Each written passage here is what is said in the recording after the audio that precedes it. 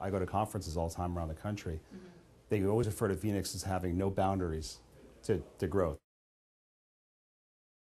Now we're starting to see more urban growth, more reliance on walkability. So that's going to be a big part of Phoenix growth, where you can walk around, bicycle around, and I think that's what developers are looking for, and I think that's what consumers are driving.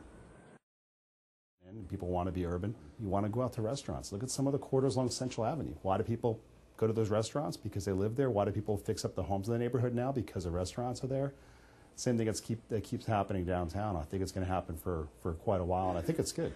We've been trying to do this for years in Phoenix, and it never really caught on. Now it is. But it's definitely the consumer who's driving that.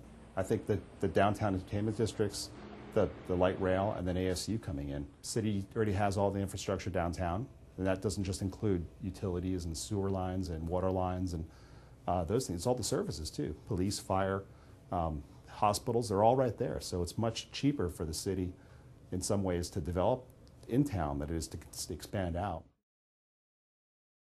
Friends of mine that are not in this business look at me and say, how come my rent's going up in my building?